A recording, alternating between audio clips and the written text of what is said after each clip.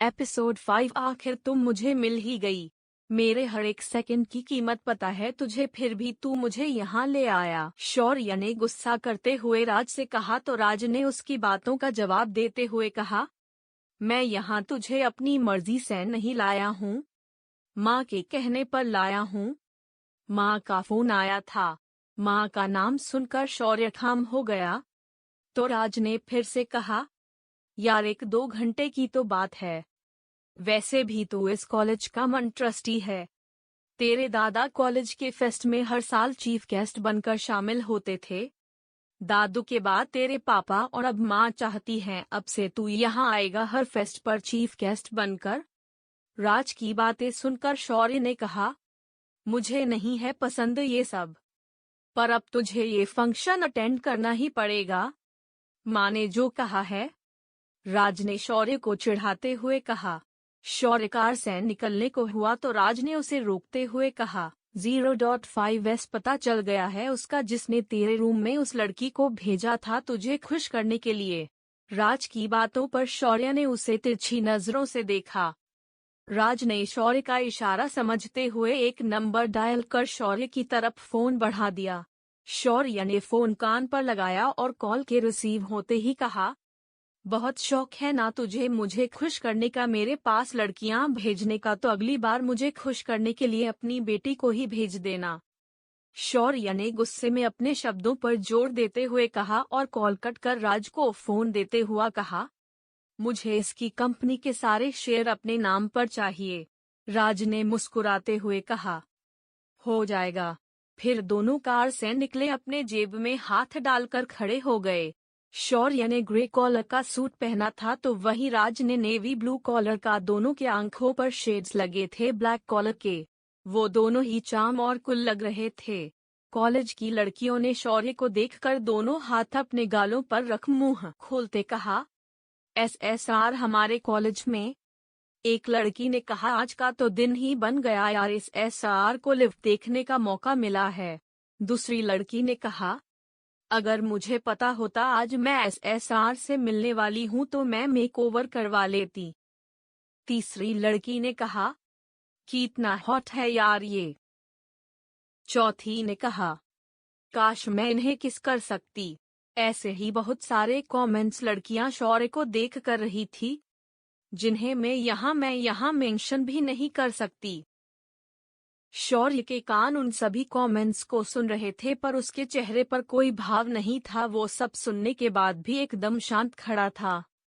तभी उन लड़कियों के बीच से होते हुए कॉलेज के डीन और प्रोफेसर से आए, जिन्होंने शौर्य का वेलकम किया और शौर्य को अपने साथ ले गए ऑडिटोरियम रूम में जहां फंक्शन हो रहा था।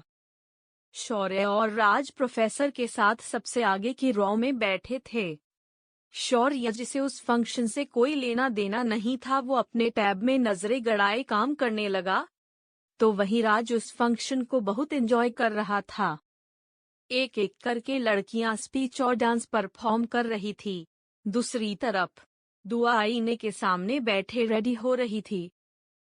दुआ, मेरी जान पता है आज कौन आया है कॉलेज में? आयशा ने खुशी चिखते हुए दुआ के दोनों कंधे को पकड़ हिलाते हुए कहा। दुआ ने झल्लाते हुए कहा, छोड़ो हमें आयशा, तुम तो ऐसे खुश हो रही हो जैसे कोई सुपरस्टार आ गया हो। अरे वो सुपरस्टार से कम थोड़ी ना है मेरी जान। ऐसा भी कौन आ गया जो तुम खुशी से मरी जा रही हो? दुआ ने उसकी एक्साइटमेंट देखते हुए पूछा। SSR शौर्य सिंह रईस ज्यादा, जो इस कॉलेज के मन ट्रस्टी है। आयशा ने अपनी आंखें बड़ी करते हुए कहा। आयशा की बातें सुनकर दुआ अपनी ड्रेस का दुपट्टा ठीक करने लगी, पर आयशा उसका बोलना बंद नहीं हुआ। यार वो कितने हैंडसम और हॉट है। आयशा की बातों पर दुआ ने कहा, यार आयशा, तुझे तो हर दूसरा बंदा हॉट ही लगता है, इसमें नया क्या है? दुआ की बातें सुनकर आयशा ने कहा, यार वो सच में बहुत हॉट है, हॉट ही नहीं सुपर हॉट है। हो गया अब तुम्हारा, तो अब हम रेडी हो जाए, हमारा नंबर आने वाला है परफॉर्मेंस के लिए। हाँ ठीक है, तू रेडी हो जा, हम तुझे वहीं मिलते हैं। आयशा के जाने के बाद दुआ रेडी होने लगी। यार जरा सामने तो देख कि इतना अच्छा परफॉर्म कर रही है ये गर्ल्स। थोड़ा तो एंजॉय कर, क्या तू न भी टैब में घुसा हुआ है। राज की बातों पर शौर्य ने कहा, तुझे मैंने पहले ही कहा था मुझे ये सब पसंद नहीं। शौर्य ने बिना राज की तरफ देखे कहा और टैब में काम करता रहा। तभी म्यूजिक चेंज हुआ और एक दूसरी लड़की स्टेज पर आई। ब्रेक डांसर के साथ दुआ स्टेज पर और म्यूजिक के साथ अपने स्टेप करने लगे। राज जिसकी नजरें स्टेज पर ही थी, दुआ जिसकी बात कभी भी ऑडियंस की तरफ ही थी। राज उसने दुआ देखते हुए कहा, शौर्य देख तो सही एक बार क्या लड़की है। इसे देखकर तो तू उस लाल दुपट्टे वाली को भी भूल जाएगा। राज के इतना कहने पर भी शौर्य ने दुआ की तरफ नहीं देखा। शौर्य को कोई रिस्पॉन्स ना करता देख राज ने जबरदस्ती शौर्य के नीचे झुके चेहरे को पकड़ते हुए सामने कर दिया। ठीक उसी टाइम दुआ भी गाने के बोल और स्टेप करते हुए ऑडियंस को तरफ मुड़ी। दुआ जो गाने के बोल के साथ डांस के स्टेप कर रही थी, उसे नहीं पता था कि दो आंखें अब उसे ही देख रही है बिना पल के झपकाए। दुआ को अपने सामने देखकर शौर्य को ऐसा लगा जैसे उसकी जिंदगी उसे मिल गई हो। शौर्य के होठों पर हंसी और उसे एकटक दुआ को देखते देखकर राज ने मन ही मन खुद से बोला, ये क्या, अभी तो ये देख भी नहीं रहा था और अब पल के झपकाना ही भूल गया। दुआ सच में डांस करते हुए बहुत खूबसूरत लग रही थी। तभी दुआ के सारे दोस्त स्टेज पर पहुंच जाते हैं और उसके साथ डांस करने लगते हैं। गाने के बोल कुछ ऐसे थे जिन्हें सुनकर शौर्य को लगा कि दुआ ये उससे ही कह रही है और शौर्य यही सोचते हुए मुस्कुराने लगा। डांस करते हुए दुआ स्टेज पर आगे की ओर आ गई। दुआ को नहीं पता था उसका दुपट्टा साजिश कर रहा है उसे स्टेज से नीचे गिराने की। दुआ का दुपट्टा उसके पैर में उलझ गया और वो खुद को संभाल नहीं पाई और नीचे गिर गई। गिरने के डर से दुआ ने अपनी आंखें कसकर बंद कर ली थी। दुआ को एहसास हुआ कि उसे चोट नहीं लगी। अगर वो गिरी तो उसे चोट क्यों नहीं लगी। दुआ ने इसी उलझन में अपनी आंखें धीरे धीरे खोली। उसकी आंखों के सामने एक सांवला सा चेहरा था जिस पर दो बड़ी बड़ी आंखें थी जो उसे ही घूर रही थी। उन आंखों का रंग ब्राउन और ब्लैक था। उन आंखों को दुआ ने अच्छे से देखा और पहचानने को कोशिश करने लगी। शौर्य दुआ को स्टेज से गिरता देख जल्दी से उठा और फुर्ती से उसके पास पहुंचकर उसे अपनी बाहों में थाम लिया। दुआ की आंखें बंद थी और उसके चेहरे पर डर देखकर शौर्य धीरे से मुस्कुराया। दुआ ने उन ब्लैक ब्राउन रंगों वाली आंखें के ऑनर को देखकर मन ही मन खुद से कहा, ये हमें देखकर मुस्कुरा क्यों रहे हैं, ये हमें घूर क्यों रहे हैं। तभी ईशा और आयशा दोनों दुआ के पास आ गई। शौर्य ने दुआ को देखकर मन ही मन खुद से कहा, आखिर तुम मुझे मिल ही गई। शोर सुनकर शौर्य अपने ख्यालों से बाहर आया और दुआ को सही से खड़े करते हुए उससे पूछा, तुम्हें चोट तो नहीं लगी? नहीं थैंक्स हमें गिरने से बचाने के लिए। दुआ थैंक्स बोलकर दूसरी तरफ से स्टेज पर वापस चली गई और स्पीच देने लगी। शौर्य ने स्पीच देती दुआ को देखा और राज के कान में धीरे से कुछ कहा। राज मुस्कुराया और बोला, डोंट वरी हो जाएगा। फेस्ट खत्म होने के बाद दुआ अपनी ड्रेस चेंज कर बाहर आई तो ईशा और आयशा दोनों उसे अजीब नजरों से देखते हुए मुस्कुरा रही थी। दुआ ने दोनों को खुद से ऐसे देखता देखकर पूछा, तुम दोनों हमें ऐसे क्यों देख रही हो? ईशा ने दुआ का हाथ पकड़ अपने साथ ले जाते हुए बोली, मेरी जान सब इस एसआर को करीब से देखने के लिए तरसते रह गए और तू सीधा उनकी बाहों जा गिरी। यार सच में कैसे हीरो की तरह तुझे गिरते हुए देखकर तुझे अपनी बाहों में थाम लिया। हाय काश तेरी जगह मैं होती यार। आयशा ने आहें भरते हुए कहा। दुआ ने उन दोनों लड़कियों को देखा जो एक लड़के के लिए पागल हुई जा रही थी। दुआ ने ईशा को घूरते हुए देखकर कहा, ईशा तेरा एक बॉयफ्रेंड भी है याद है या भूल गई? ईशा ने अपनी एक आंख दबाते हुए अपनी जीभ को दांतों के बीच ले लिया। यार ऋषि को तो मैं भूल ही गई, कहीं उसने मुझे ये सब कहते हुए सुन तो नहीं लिया? ईशा ने अपने चारों तरफ देखते हुए कहा। वो सब एक साथ बाहर आए। ईशा अपनी स्कूटी से चली गई तो आयशा को पिक करने उसकी कार आई थी।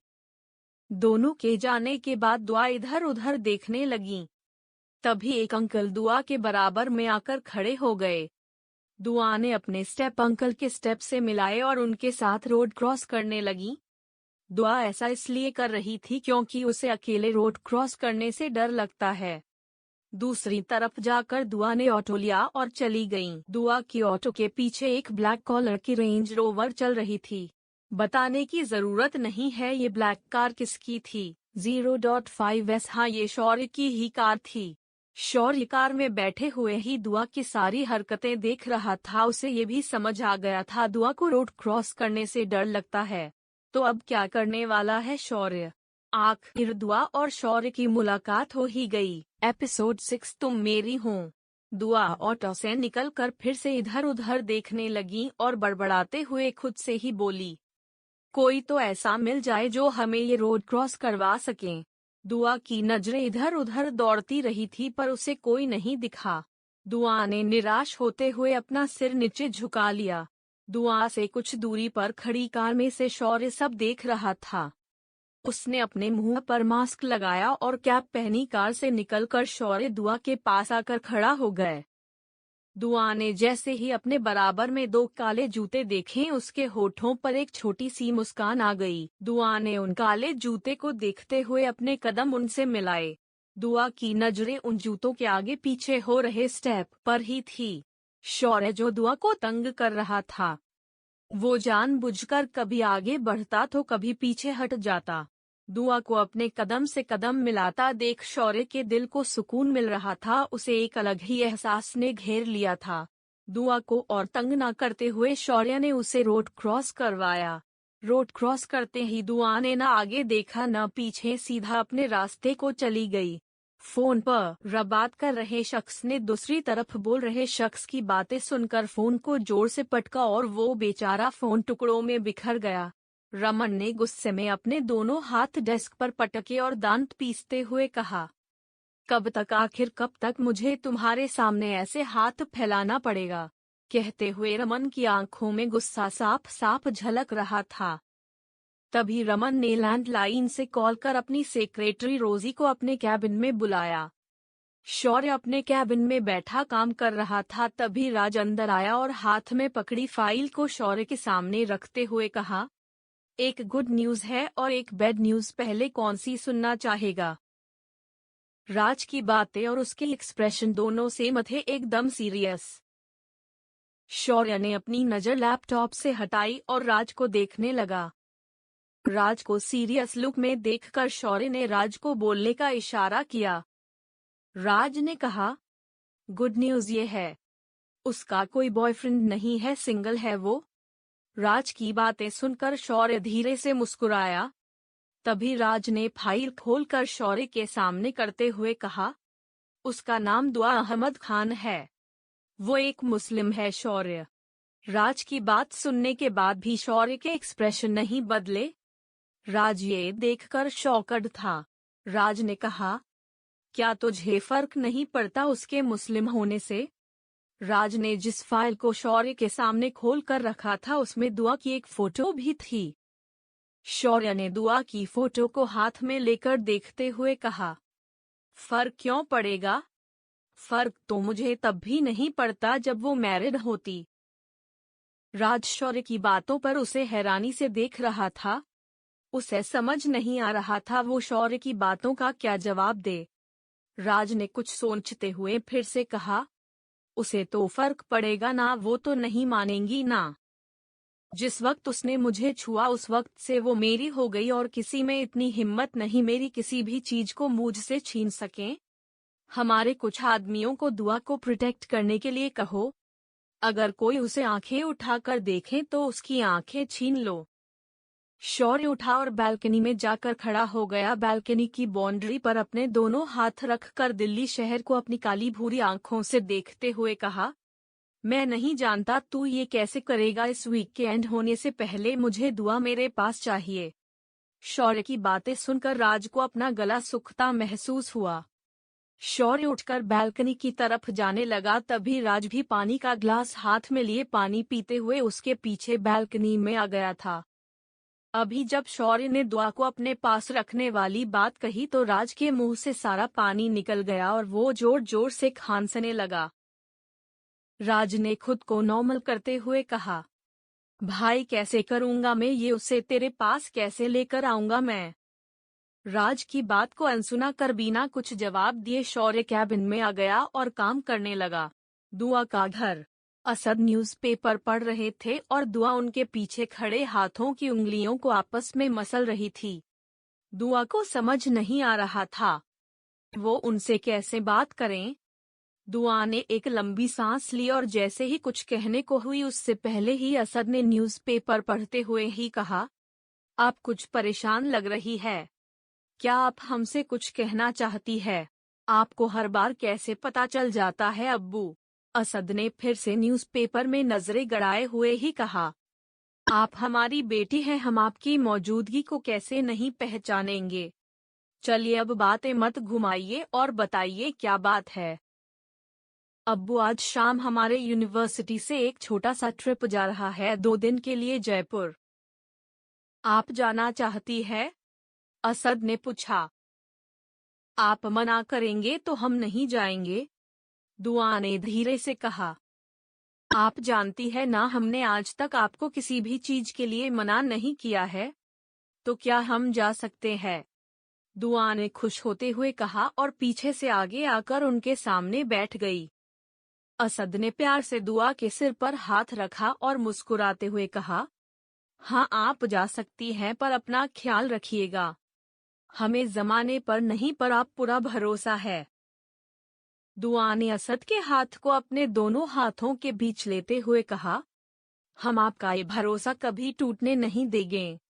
असद ने फिर से दुआ के सिर पर हाथ फेरा और कहा, जाइए जाकर आप पैकिंग कर लीजिए अपनी। पैकिंग करते हुए दुआ मन ही मन मुस्कुरा रही थी। 2 शैतान आंखें जो दुआ को घूर रही थी, दुआ इस बात से अनजान थी। आप तो अकेले अकेले घूमने जा रहे हो, मुझे भी जाना था। आरव ने अंदर आते हुए मुंह बनाते हुए कहा, कयो तुम्हारे स्कूल वाले क्या नहीं भेज रहे तुम्हें कहीं जो तुम हमारे साथ जाना चाहते हो? क्या आपा मैं आपका छोटा भाई हूँ? थोड़ा तो हमारे बारे में सोचो। आरव ने फिर से मुंह बनाते हुए कहा, आप हमें अपने साथ नहीं ले जा सकती पर कुछ ला तो सकती है ना हमारे लिए।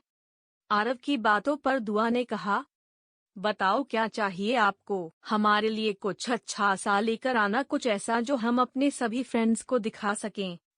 आपको पता है अनुज की आपा मुंबई से उसके लिए न्यू आईपैड लेकर आई थी, उसके लिए 0.5S ऐसा कुछ आप हमारे लिए ले आना।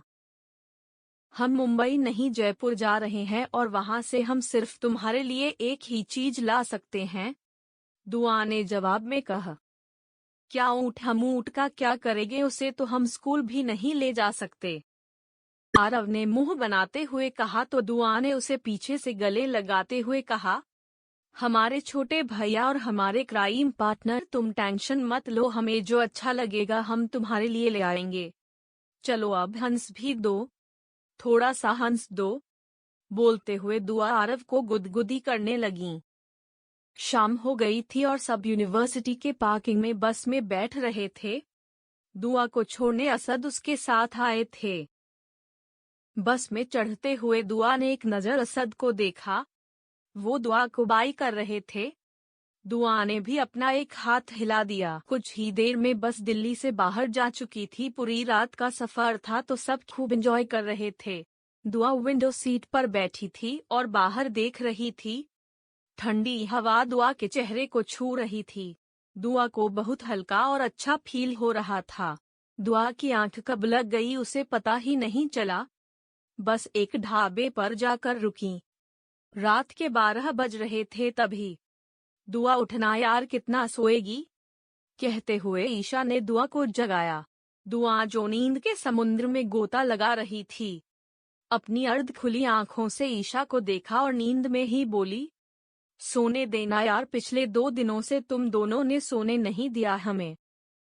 होटल पहुंचकर मन भर के सो जाना, पर अभी उठ जा यार, देख पूरी बस खाली हो गई है। चल हम भी चलकर कुछ खा लेते हैं। आयशा की बातों पर दुआ ने कहा, तुम दोनों जाकर खा लो, हमें नहीं खाना। दुआ की बातों पर दोनों ने उसे जबरदस्ती उठाया और दुआ को मजबूरन उनके साथ जाना पड़ा। दुआ बस से बाहर तो आ गई पर नींद ने उसका पीछा नहीं छोड़ा। नींद में चल रहे दुआ के पैर पत्थर से टकरा गए और दुआ गिरने लगी। तभी दो मजबूत हाथों ने दुआ को थाम लिया। नींद से भरी दुआ की आंखें गिरने के डर से खुल गई। दुआ ने अपने ऊपर झुके चेहरे को देखा और खुश होते हुए कहा, थैंक यू यार मोहित, तुमने हमें गिरने से बचा लिया।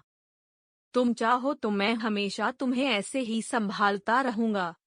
मोहित की बातें दुआ ने सुनी पर उसे कुछ समझ नहीं आया तो वो सीधा वॉशरूम चली गई मुंह धोने ताकि उसकी नींद से भरी आंखें खुल सकें।